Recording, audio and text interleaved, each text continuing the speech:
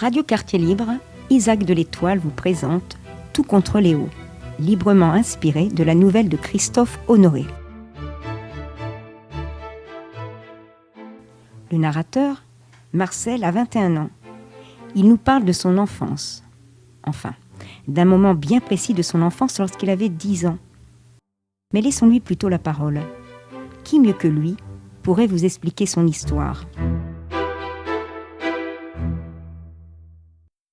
Quitter la cuisine, marcher normalement, atteindre la porte d'entrée, l'ouvrir et fermer et courir. Courir jusqu'au bout. Léo coupable, personne n'a le droit de dire ça. Non, Léo n'avait pas de copine, et alors ? C'est pas un PD, mon frère.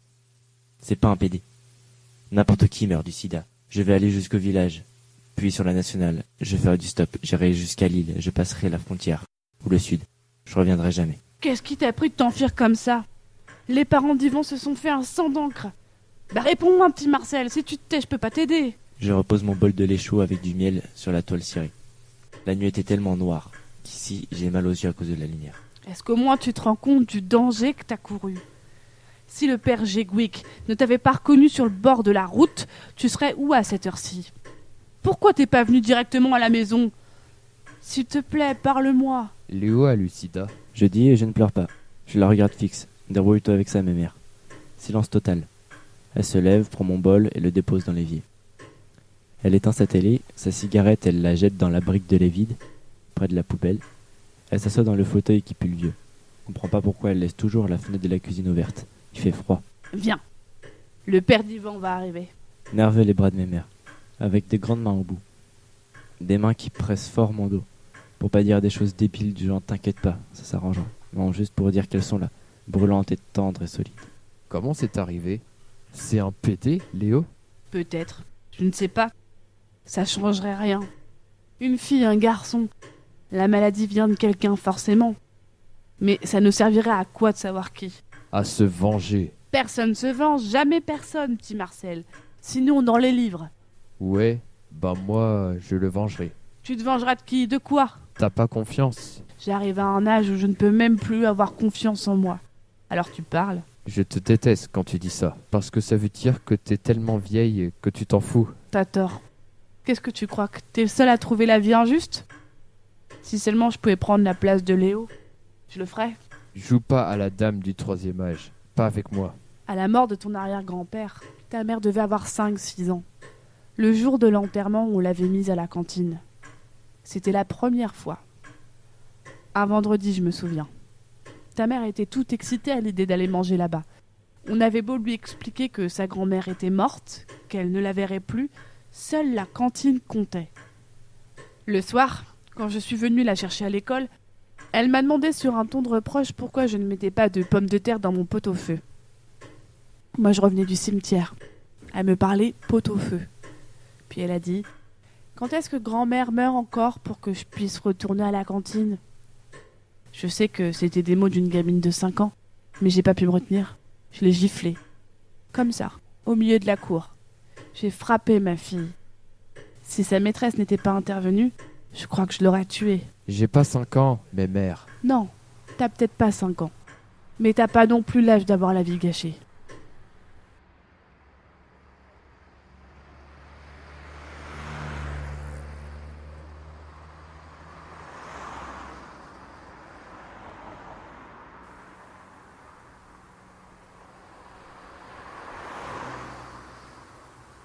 La voiture roule vite. Elle laisse des longues traînées jaunes sur les murs. Comme ça tourne tout le temps, j'arrive pas à voir quand elle s'efface. Le père d'Yvan a sa vitre ouverte. Aucun de nous ne parle et on sait tous les deux que c'est mieux ainsi. La nuit a une odeur particulière ici, toujours la même. Quelque chose de froid avec de la fumée et de feu de bois dedans, une odeur de village. Ne fais pas de bruit en te couchant. Je crois qu'Yvan dort. Bonne nuit. On n'a rien dit à tes parents. Je referme doucement la porte, me déshabille dans le noir, me glisse entre les draps. À la maison, j'ai une couette. Je vais me dénoncer, petit Marcel. Tais-toi, je vais d'abord le dire à papa, très clairement, très homme à homme. Il m'engueule jamais dans ces cas. Il est toujours très fier quand je me dénonce. Il m'emmènera à la mairie, il leur expliquera. Il me trouvera pas d'excuses, non. Juste il leur expliquera. Mon fils a fait une grosse bêtise, une bêtise incompréhensible, mais j'en prends toute la responsabilité. Mon fils n'a pas l'âge de payer pour les bêtises qu'il fait. Il se la jouera à très grand seigneur. T'inquiète pas. Il ne prend pas d'énormes risques vu qu'il est au conseil municipal. Voilà, on va faire comme ça. Je ne parlerai pas de toi, je te jure. Ça ne servira à rien, ça compliquerait. De toute façon, les assurances sont déjà payées. C'est écrit dans le journal. Ma mère a téléphoné chez toi pour prévenir que tu t'étais enfui. Alors, ta mère lui a dit pour Léo. Maintenant, on dort. Cet après-midi, on va aller à la piscine. Yvan doit me prêter un maillot de bain. En attendant que sa mère finisse de ranger la cuisine, je lui fous une pâtée sur la PS3. Il est tellement nul, c'est même pas vraiment rigolo de jouer contre lui. Yvan, tu vas ouvrir? On a sonné. Je peux pas, maman. On est en plein jeu. Va ouvrir. Tu sais, Yvan, de toute façon, t'as déjà perdu. C'est ça, oui. Rigolo, va. Appuie sur pause. Yvan va ouvrir la porte d'entrée. Je l'entends gueuler du hall. Dis Marcel, c'est pour toi. Je me lève doucement, je traverse la salle à manger. Devant la porte de la cuisine, il y a la maman d'Yvan qui sourit. Je me tourne vers l'entrée et là, je me sens devenir tout mou. Face à moi, dans son vieux pull marin, les bras grands ouverts, Léo. Nous sommes à Paris, dans une chambre d'hôtel. De la fenêtre, on voit une grande colonne avec tout en haut un gamin en or. C'est la place de la Bastille. Il y a plein de bagnoles qui roulent autour. Ça fait un boucan d'enfer. Mais avec Léo, on préfère laisser la fenêtre grande ouverte. On s'en fout du bruit. On veut profiter du soleil. Tout s'est fait très vite quand on est rentré chez Yvan. Allez, petit Marcel, fais tes valises. Pourquoi? Parce qu'on va à Paris. Maman nous regardait sans trop rien dire. Je crois qu'elle était un peu inquiète de nous voir partir. Elle n'a même pas vérifié ma valise. Puis direction Saint-Brieuc. Léo conduisait. Arrivé sur le parking de la gare, il dit à maman que c'était pas la peine de venir sur les quais. Agiter le mouchoir et tout ça. Je voyais bien que maman, ça la chiffonnait de pas nous accompagner jusqu'au bout. Elle m'a embrassé Léo. Elle a sermonné. Vous téléphonez? Vous promettez, hein? Oui, vous allez me téléphoner, oui. Puis elle s'est approchée de Léo pour lui demander ce qu'elle devait dire à papa. Rien, elle a dit. Il n'a rien à dire. Et nous voilà à Paris. Depuis 2 jours déjà. Il fait un soleil de plomb. Nous nous baladons en t-shirt jusqu'au soir. Beaufix et Léo. Je souris. Purée, j'arrête pas de sourire. Comme Léo refuse que nous fassions un voyage touristico-culturel au crétin, nous avons pris la décision d'éviter les grands classiques. Ni Tour Eiffel, ni Notre-Dame, ni Mona Lisa. Du coup, nous traînons dans les quartiers plutôt moches et dégueulasses, mais où j'entends des langues inconnues. Le turc, le tunisien, le polonais, le vietnamien. C'est comme si la terre entière s'était filée rencard à Paris.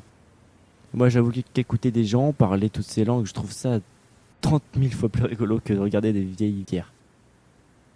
Bon, j'aurais autant aimé Euro Disney, mais en ce moment, Léo avec des oreilles de Mickey, ça ne cadre pas.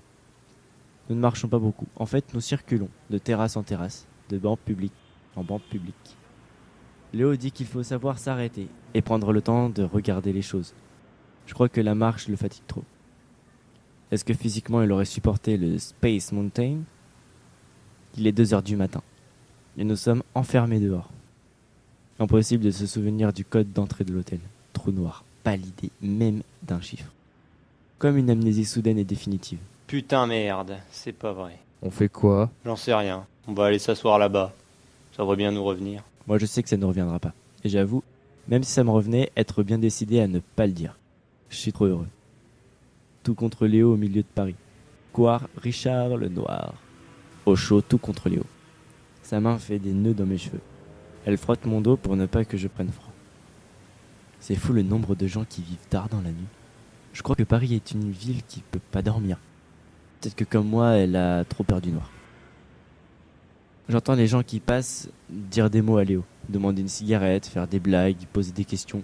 Je fais semblant de m'être endormi. Je refuse de les voir. Je veux être seul avec mon frère. Personne n'a le droit de partager ça, de me voler cette nuit où il est tout pour moi. À moi seul, il propose son pull marin. Je suis son dernier ami et il sait que moi seul peux le soigner. C'est notre secret, un truc inconnu des médecins. Le système complet, pourtant ça va marcher. Faut juste nous laisser faire, ne pas nous freiner, ne pas nous empêcher d'aller jusqu'au bout. Personne n'a le droit de gâcher un secret. La rue fait des bruits de campagne. Elle parle à mi-voix, les oiseaux chantent tôt ici. Tu dors, Léo? Non, ne t'inquiète pas. Il est bientôt 7 heures. On va pouvoir rentrer à l'hôtel. Dis, tu me racontes ton premier baiser? Tu veux savoir quoi? Comment on fait? Je veux surtout savoir comment ça s'est passé pour toi. Je sais pas si je m'en souviens bien. Il y a différentes sortes de premiers baisers. Le premier important, je crois que c'était quand j'étais parti encore en Italie. C'était un baiser que j'avais eu du mal à obtenir. Aussi, quand je l'ai eu, je sais pas trop ce qui m'a rendu le plus heureux.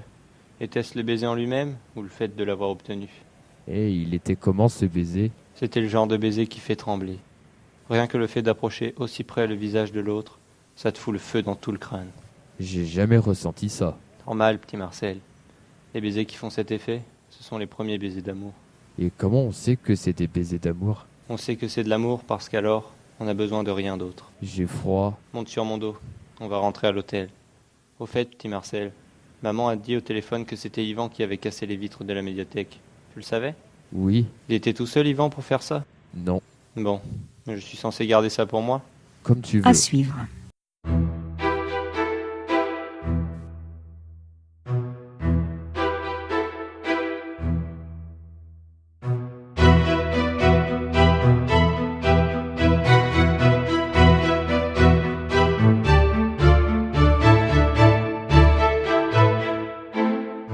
Vous venez d'entendre Tout contre Léo, adapté d'une nouvelle de Christophe Honoré, avec, par ordre d'apparition, Manoa, Alexandra, Tristan, Baptiste, un deuxième Baptiste, Tomili, Marthe, Erwan, Loïc, Clément, Anne-Sophie, Tom, Pierre, Anne, Duncan, Manon.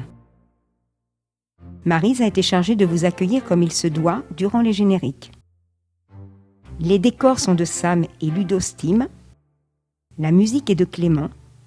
Quant à la mise en onde, elle a été assurée par la géniale équipe de Radio Quartier Libre.